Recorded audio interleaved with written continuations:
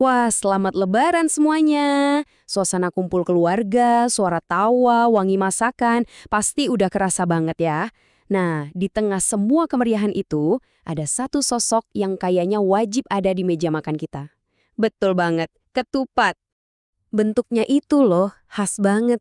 Anyaman janurnya cantik, dan udah pasti jadi pasangan abadinya opor ayam sama rendang. Bisa dibilang, ketupat ini tuh kayak penanda resminya hari raya ya kan? Kalau udah ada ketupat, berarti lebaran benar-benar telah tiba. Kita semua suka makannya. Tapi, pernah nggak sih kita kepikiran, kenapa harus ketupat? Apa ya makna di balik anyamannya yang rumit itu? Kenapa isinya beras? Nah, di episode kali ini, kita bakal bongkar sama-sama semua rahasianya. Oke, kita mulai dari dasarnya dulu ya, dari namanya. Kalau di tanah Jawa, ketupat itu seringnya disebut kupat. Dan ternyata, nama kupat ini bukan sekedar nama panggilan, tapi sebuah singkatan yang nyimpen filosofi yang dalam banget. Nah, ini yang super menarik. Ternyata, kupat itu punya dua makna sekaligus dari singkatan yang berbeda. Yang satu, mengatur soal hubungan kita dengan sesama manusia, satunya lagi tentang hubungan vertikal kita dengan Tuhan. Keren kan? Yuk, kita bahas yang pertama. Makna sosialnya, ngaku lepat. Ini frasa dari bahasa Jawa yang artinya simpel banget, mengakui kesalahan.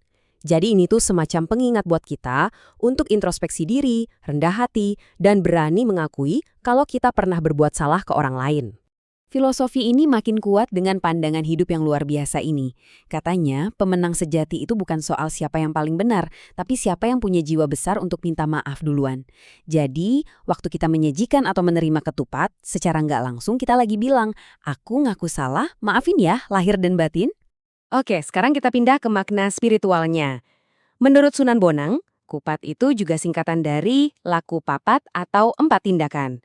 Ini adalah 4 pencapaian spiritual setelah sebulan penuh kita puasa. Pertama, lebar. Artinya puasa kita sudah selesai. Kedua, lebur. Dosa-dosa kita diampuni dan dileburkan.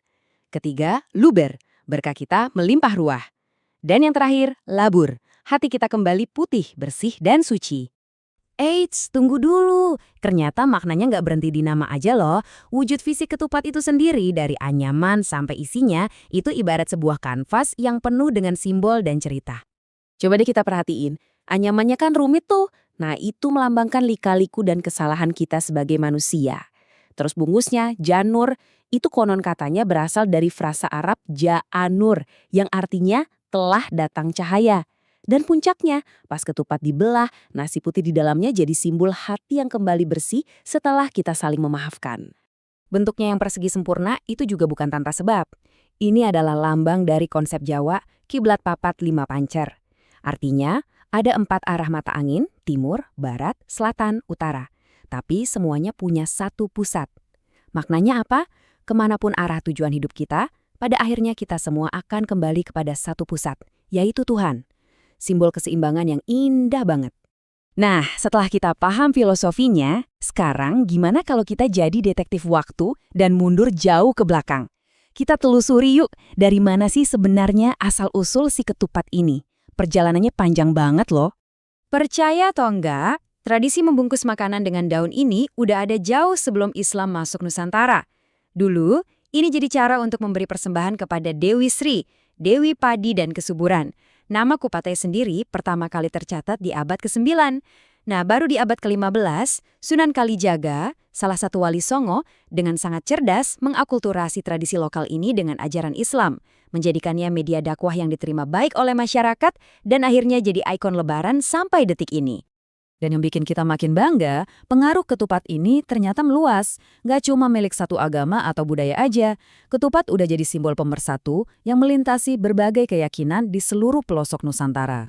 Coba deh kita lihat. Di Bali, ketupat dikenal sebagai tipat dan jadi bagian penting dalam sesajen upacara Hindu. Suku Dayak di Kalimantan juga memakainya dalam ritual adat mereka. Bahkan, komunitas Tionghoa Benteng di Tangerang menggunakannya untuk sembahyang leluhur. Dan saudara-saudara kita umat Kristiani di Palu juga ikut menghidangkannya pas perayaan Natal. Ini bukti nyata kalau ketupat itu warisan kita bersama, warisan Nusantara. Jadi, kesimpulannya, ketupat itu jauh lebih dari sekedar makanan, ya kan? Dia adalah arsip sejarah, sebuah kitab filosofi yang bisa dimakan, dan simbol keharmonisan yang teranyam dengan begitu indah. Nah, pertanyaannya sekarang buat kamu. Setelah tahu semua ini, lain kali pas kamu lihat ketupat di meja makan, cerita apa yang akan ia sampaikan kepadamu?